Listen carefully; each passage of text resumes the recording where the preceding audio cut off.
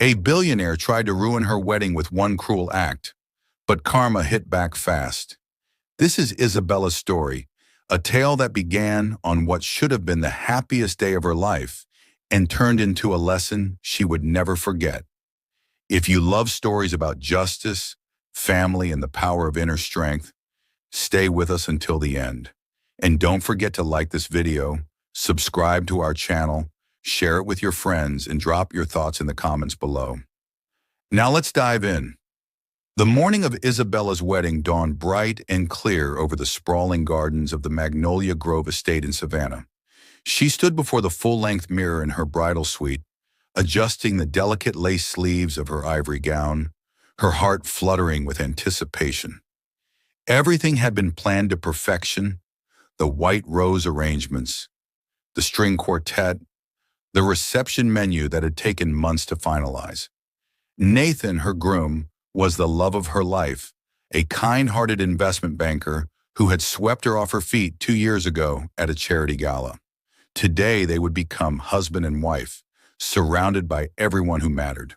Her father, Robert, had arrived early that morning, his weathered hands smoothing down his rented tuxedo nervously.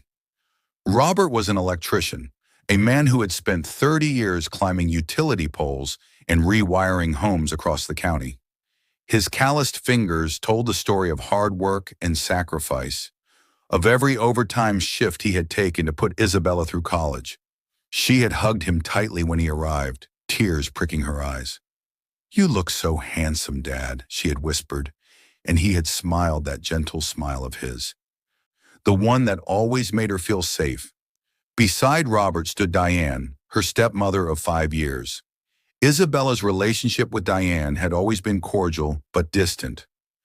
After Isabella's mother passed away when she was 16, Robert had remained single for nearly a decade before meeting Diane at a community center book club.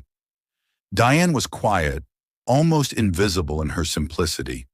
She wore modest dresses from department stores, kept her graying hair in a practical bun, and spoke only when necessary. Isabella had never been rude to her, but she had never truly connected with her either. There was nothing remarkable about Diane, nothing that demanded attention or respect. She was just there, a plain woman who made her father happy, and that had been enough for Isabella to accept her presence. The ceremony went beautifully.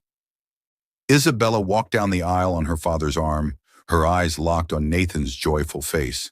The vows were exchanged under an arch of white hydrangeas, and when the officiant pronounced them husband and wife, the guests erupted in applause. Everything felt magical, perfect, untouchable. But as they moved into the reception, the atmosphere began to shift in ways Isabella couldn't have anticipated. Grayson Montgomery was Nathan's college friend, a venture capitalist who had made his first billion by age 30. He arrived at the reception in a custom Italian suit that probably cost more than Robert's annual salary, his blonde hair slicked back, his smile sharp and calculating. Isabella had met Grayson twice before and found him insufferable, the kind of man who measured everyone's worth by their bank account and spoke in humble brags about his yacht and private jet. But Nathan had insisted on inviting him, calling him one of the guys from the old days, and Isabella had reluctantly agreed. The trouble started during the cocktail hour. Robert stood near the bar, chatting warmly with some of Nathan's relatives, a glass of champagne in his hand. He was telling a story about the time he had accidentally knocked out power to an entire neighborhood while installing a new circuit breaker, laughing at his own expense. The group around him was genuinely entertained, enjoying his down-to-earth humor. That was when Grayson approached, a glass of expensive red wine in his hand and a smirk playing at his lips. "So you're the bride's father," Grayson said loudly, cutting through the conversation. His voice carried across the tent, drawing attention. "Nathan mentioned you're in the trades. An electrician, right?" Robert nodded, extending his hand warmly. "That's right. Robert Williams. Pleasure to meet you." Grayson looked at Robert's outstretched hand as if it were contaminated, then turned to the group with exaggerated surprise. An electrician. How charmingly blue-collar. Tell me, Robert, do you even understand what half the people here do for a living? I mean, we're talking about derivatives trading, venture capital, mergers and acquisitions. Do those words mean anything to you? The group fell silent. Isabella, who had been greeting guests across the tent, felt her stomach drop as she caught the tail end of Grayson's words. She started moving toward them, her dress swishing against the grass, but she was too far away. Her father's smile faltered, embarrassment coloring his cheeks, but he maintained his composure. I may not know much about high finance, Robert said quietly, but I know about honest work and providing for family. That's enough for me. Grayson laughed, a cruel sound that made Isabella's blood boil. Honest work. How quaint. He raised his wineglass in a mock toast, then seemed to stumble, his hand jerking forward.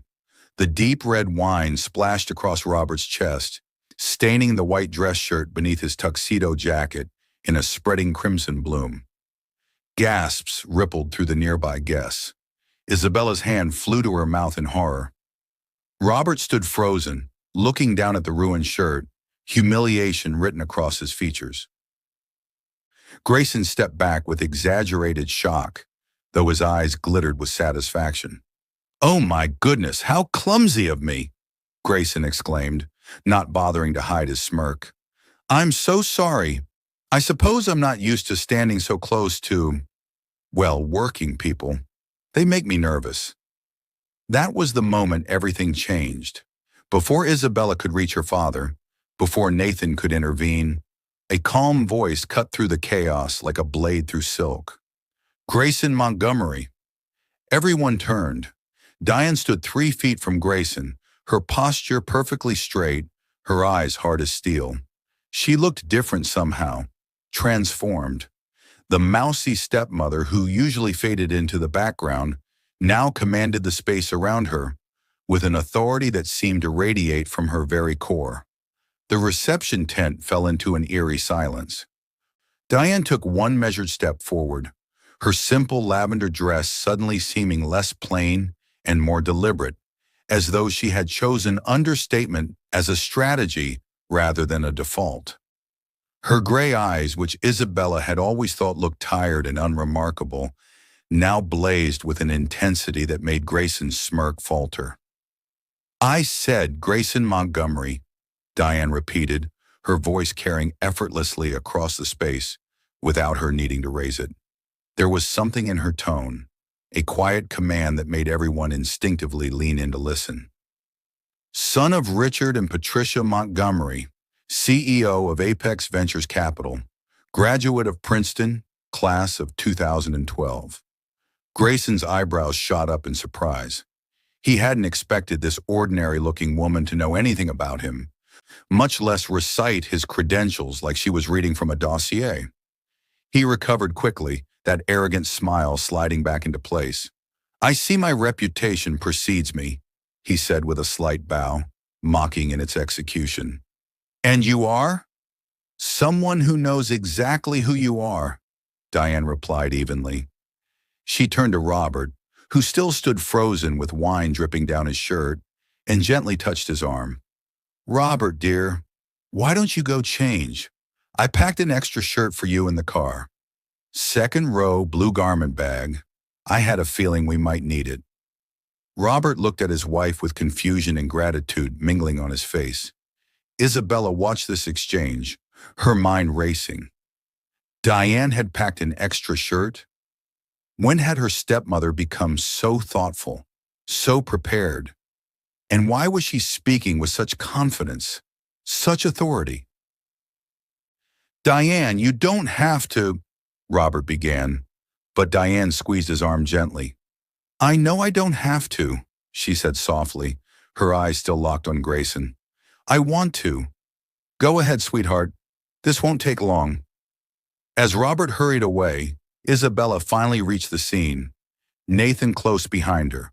Her husband's face was flushed with anger, his jaw clenched. "Grayson, what the hell was that?" Nathan demanded. "You deliberately—" "It was an accident," Grayson said smoothly, though his eyes danced with amusement. I already apologized. Not my fault the man doesn't know how to stand at a proper social function. Maybe if he spent less time with electrical wiring and more time at country clubs, he'd have better reflexes. Several guests murmured in shock at the blatant insult. Isabella felt tears of rage and humiliation burning behind her eyes. This was her wedding day, her father's moment to celebrate with her, and this monster was turning it into a circus. But before she could unleash the fury building inside her, Diane spoke again. "Tell me something, Grayson," Diane said, her voice still calm, almost conversational. "How is the SEC investigation going? The one into Apex Ventures' handling of the quantum tech merger last year? I heard there were some irregularities in how insider information was shared among your board members." The color drained from Grayson's face. The smirk vanished completely, replaced by something that looked like panic barely held in check. "I don't know what you're talking about," he said, but his voice had lost its confident edge. Diane tilted her head slightly, like a professor correcting a student who had given the wrong answer. "Oh, I think you do. And the patent dispute with Silverline Industries? The one where your company is accused of stealing proprietary technology and rebranding it as your own innovation? That's still in litigation, isn't it? Discovery phase must be quite uncomfortable, especially with all those internal emails floating around." Isabella stared at her stepmother in disbelief. How did Diane know these things? Where was this information coming from? Nathan looked equally stunned, his anger at Grayson temporarily replaced by confusion about what was happening. Grayson's jaw worked silently for a moment before he found his voice. "Who are you?" he asked, and for the first time, there was genuine uncertainty in his tone. "What gives you the right to—" "The right?" Diane interrupted, and now there was steel beneath the silk of her words. "Let me tell you about rights, Grayson. I spent 23 years on the federal bench. Chief Judge Diane Hammond of the Ninth Circuit Court of Appeals. Perhaps you've heard of me? Though I suppose you were too busy making your first million to pay attention to the judiciary." The revelation hit the crowd like a thunderclap. Gasps echoed through the tent. Isabella felt her knees go weak. Chief Judge Diane Hammond? That Diane Hammond? She had read about her in law journals during her pre-law courses in college. A legendary figure known for her brilliant legal mind and her ruthless takedowns of corporate malfeasance. And that woman was her stepmother, the quiet, unassuming woman who spent her evenings doing crossword puzzles and watching cooking shows. "That's impossible," Grayson stammered, but his face had gone ashen. "Judge Hammond retired years ago. She disappeared from public life. There's no way you're—" "I retired 5 years ago," Diane confirmed, "because I wanted a different life, a quieter life, a life where I could be loved for who I am, not for the power I wielded or the connections I maintain. I met Robert at a book club, of all places, and he had no idea who I was. He loved me because I made him laugh, because we shared the same values, because I treated him with kindness. That's the life I chose, Grayson. But don't mistake my choice for weakness." She took another step toward him, and despite being half a foot shorter and decades older, she somehow seemed to tower over the billionaire. "After I retired from the bench, I was invited to join several corporate boards. I accepted 3 of those invitations. One of them was for Titanium Holdings, your primary investor. I believe we hold 42% of Apex Ventures equity. That makes me, technically, one of your bosses." Isabella watched Grayson's face cycle through emotions: shock, fear, denial, and finally a desperate attempt to regain control. "That doesn't give you the right to threaten me at a wedding," he said, but his voice cracked slightly. "This is inappropriate. You're way out of line." Diane smiled, but it wasn't a kind smile. It was the smile of someone who held all the cards and was about to lay them on the table. "Threaten you? Grayson, I haven't threatened anything. I've simply stated facts. But since you brought it up, let's talk about what's actually inappropriate. You deliberately humiliated a good man because you deemed his profession beneath you. You ruined his clothing, embarrassed him in front of his daughter's wedding guests, and you did it with malicious intent. That, Grayson, is inappropriate. Diane reached into the small clutch purse she'd been carrying and pulled out her phone with deliberate slowness. The gesture was casual, almost theatrical, and it commanded absolute attention from everyone watching. She tapped the screen a few times, then looked back at Grayson with that same unsettling calm. "Do you know what character clauses are, Grayson?" she asked, her voice taking on a professorial tone. "They're provisions written into investment contracts that allow board members and primary stakeholders to remove executives whose personal conduct brings disrepute to the company. Titanium Holdings has very strict character clauses in all our major investments. We learned that lesson after the Cambridge Analytica scandal cost us nearly $800 million. Grayson's Adam's apple bobbed as he swallowed hard. Beads of sweat were forming on his forehead, despite the cool evening breeze flowing through the tent. "You wouldn't," he said, but it came out as barely more than a whisper. "Over something this trivial? Over a glass of wine? Trivial?" Diane's eyebrows rose. "You publicly humiliated a working-class man at his daughter's wedding because you consider manual labor beneath you. You did it deliberately, cruelly, and with witnesses. In my experience, Grayson, how a person treats those they perceive as powerless reveals their true character. And your character is exactly the kind of liability our character clauses were designed to address." Nathan stepped forward, his hand finding Isabella's and squeezing it tightly.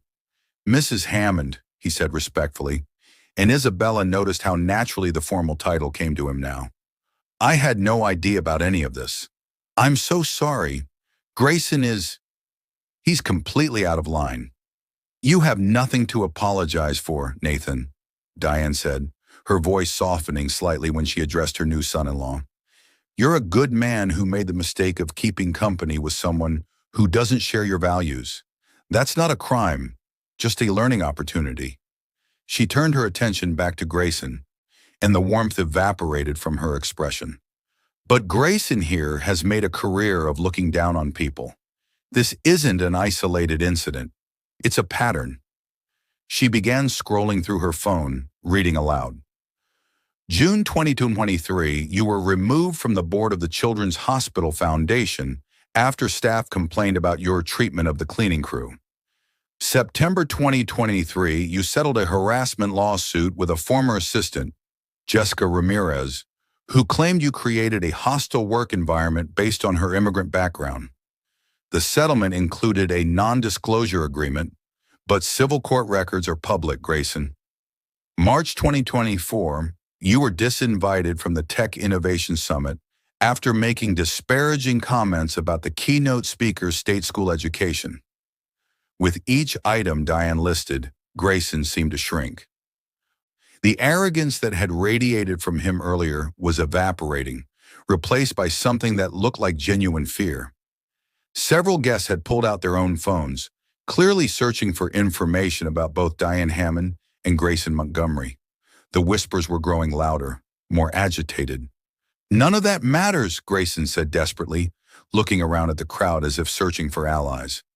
"Those are old stories, ancient history. I've changed. I've grown." "Have you?" Diane asked simply. "Because 15 minutes ago, you poured wine on a man whose only crime was being proud of his honest work. That doesn't sound like growth to me, Grayson.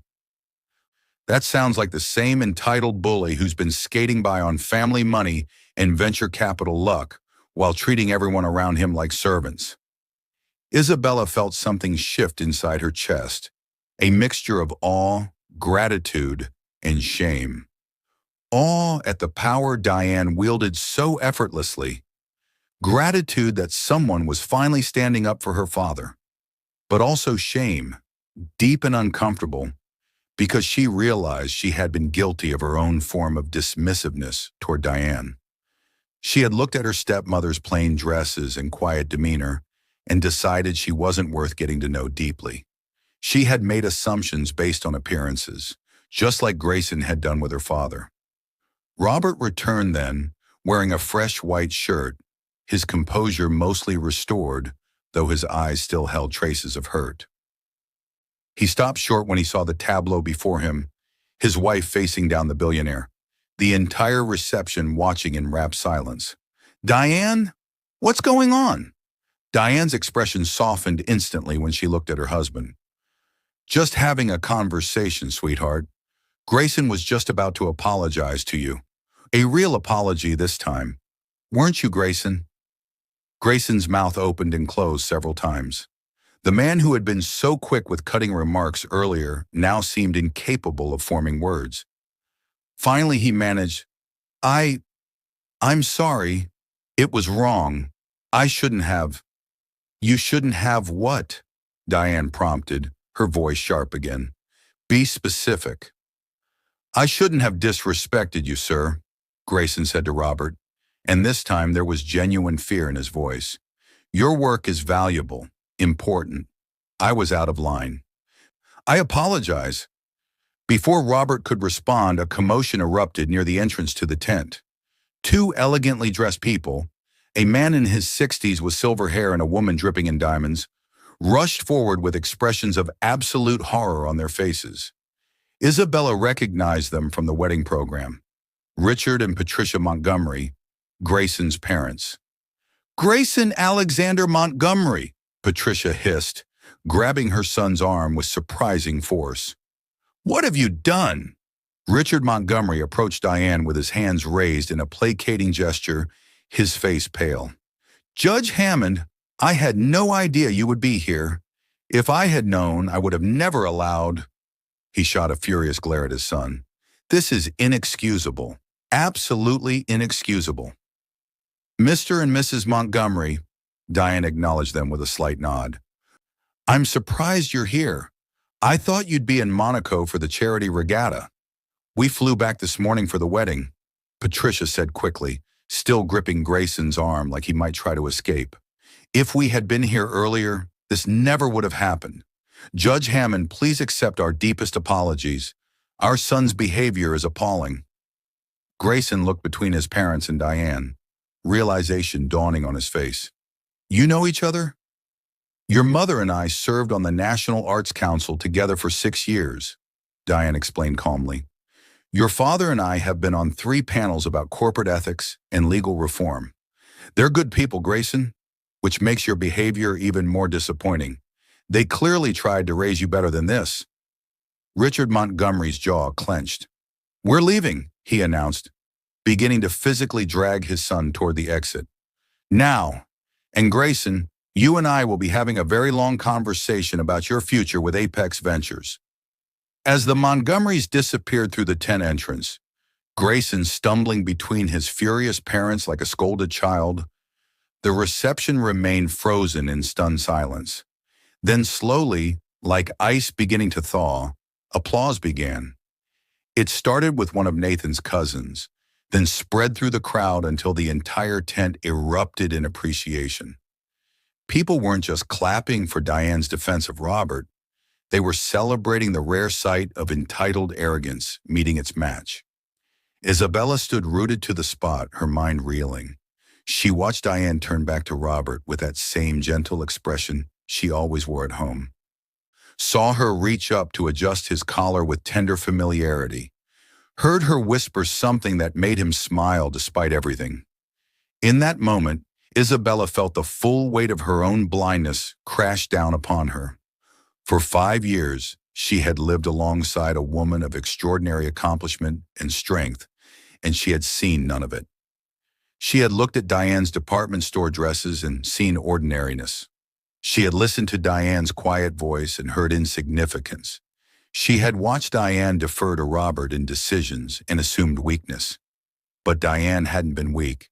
She had been choosing love over power, connection over prestige, authenticity over performance. The reception gradually resumed its festivities, though the energy had shifted.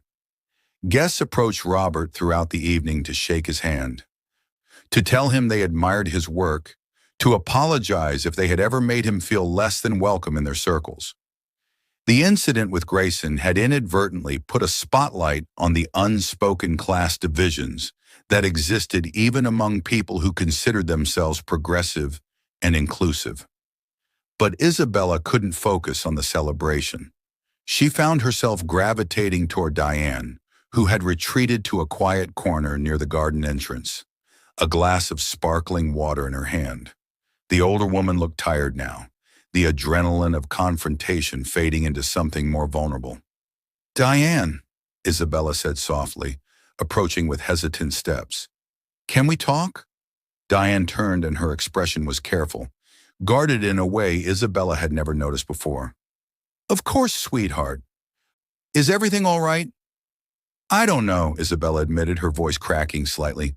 "I just watched you become someone I didn't recognize. Except that's not true, is it? You've always been that person. I just never bothered to see it." They moved to a small bench tucked among the azalea bushes, away from the noise and lights of the reception. Isabella sat beside her stepmother, her elaborate wedding dress pooling around them like foam on water. For a long moment, neither spoke. Finally, Diane broke the silence. "When I met your father, I was so tired, Isabella. Tired of being Judge Hammond, tired of every conversation being about cases and precedents and power dynamics. I had spent over 2 decades wielding authority, and I was good at it. I won't pretend otherwise. But it cost me 2 marriages, a relationship with my own sister, and most of my personal identity. When I retired, I wanted to discover who Diane was when she wasn't sitting on a bench in robes." Isabella listened, tears streaming down her cheeks, mascara probably ruining her carefully applied makeup. She didn't care. "Your father met me at that book club," Diane continued, a soft smile playing at her lips. "We were discussing To Kill a Mockingbird, and I made some comment about judicial philosophy. He had no idea what I was talking about. He thought I was a retired librarian or teacher. And do you know what he did?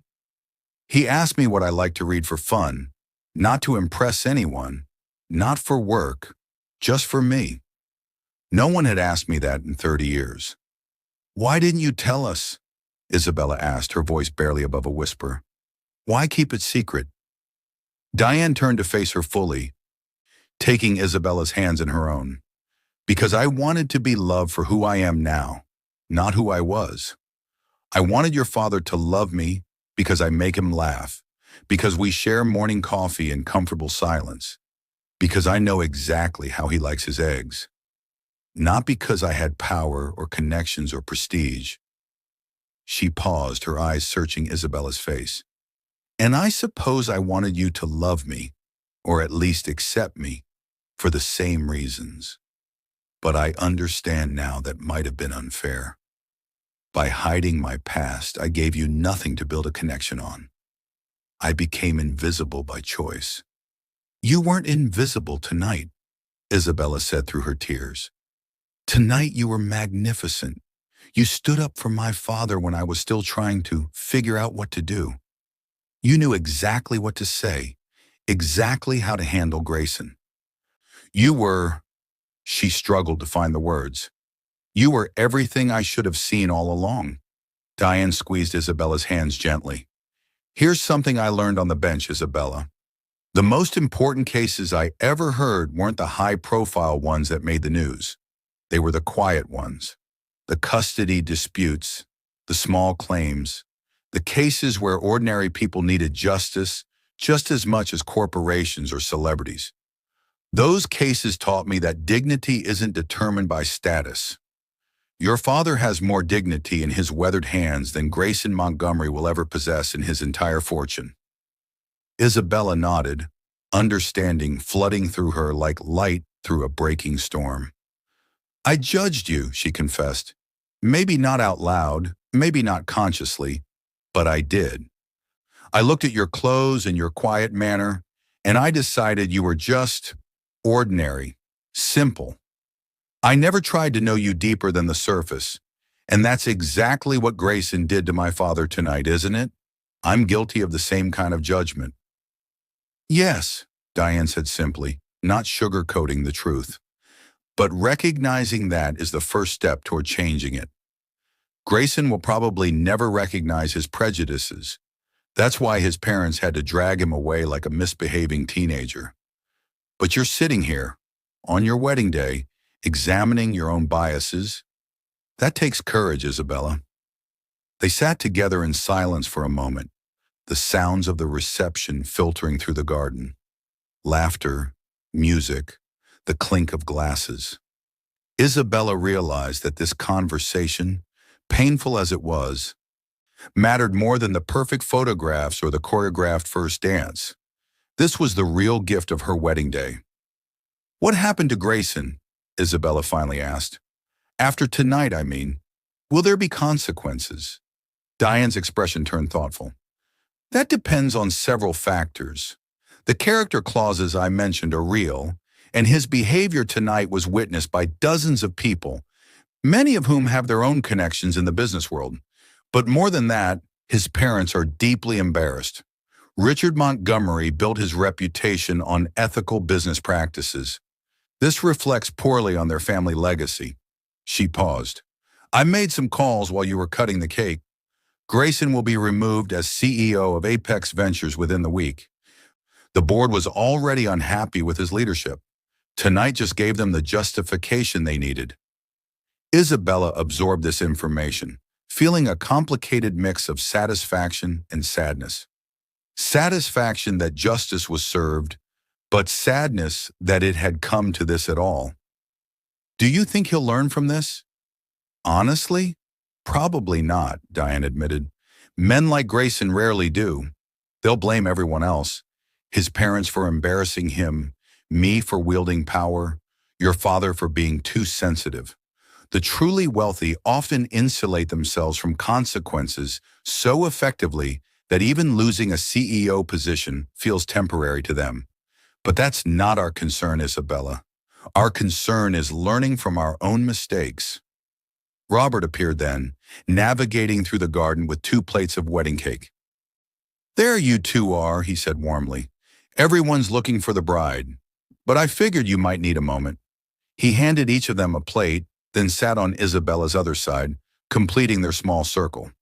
Dad, Isabella said, setting her cake aside and taking his hand.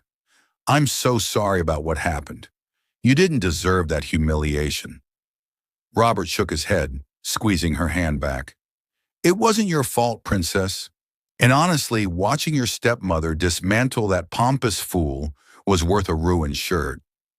I had no idea I married such a formidable woman. He looked at Diane with such open adoration that Isabella felt her heart ache. This was love, real, deep, unconcerned with status or appearance. I should have known you better, Isabella said to Diane. I should have tried harder, asked more questions, seen beyond the surface. Diane reached across and touched Isabella's cheek gently. We have time now. That's the gift of family, isn't it? Time to grow, to learn, to rebuild. I'm not going anywhere, Isabella, and neither are you. We can start fresh from this moment, if you're willing. Isabella leaned into that touch, feeling something shift and settle inside her, like a bone that had been slightly misaligned finally clicking into place. I'd like that, she whispered. I'd really like that. The 3 of them sat together, eating wedding cake in the garden, while the reception continued without them. And somehow, that felt exactly right. The rest of the evening passed in a blur of dancing and toasts, but Isabella kept finding herself watching Diane and Robert together. The small gestures of affection, the shared glances, the way they moved around each other with practiced ease. This was what she wanted her marriage with Nathan to become, built on respect, authenticity, and seeing each other clearly. In the weeks that followed, the story of the wedding confrontation spread through Savannah's social circles. Grayson Montgomery was indeed removed as CEO, and the fuller scope of his pattern of behavior came to light. Several former employees came forward with their own stories of his condescension and cruelty. His reputation never recovered. Meanwhile, Isabella began having weekly dinners with Diane, just the two of them, asking questions she should have asked years ago. She learned about the landmark cases Diane had presided over, the death threats she'd received for controversial rulings, the sacrifices she'd made for justice. But more importantly, she learned about Diane's love of mystery novels, her secret talent for watercolor painting, her complicated relationship with her own mother. They built a relationship brick by brick, with honesty as their foundation. Isabella never forgot the lesson of that day, that worth is invisible to those who only value what glitters, that dignity belongs to all who treat others with respect, and that the quietest people in the room sometimes carry the greatest strength. She learned to look beyond surfaces, to question her assumptions, to recognize that everyone she meets carries depths she cannot immediately perceive. And perhaps most importantly, she learned that love, real love, sees people as they truly are and cherishes them not despite their ordinariness, but because of the extraordinary humanity that lives within it. If this story touched your heart, please like this video, subscribe to our channel, and hit that notification bell so you never miss another powerful story about family, justice, and the beautiful complexity of human relationships.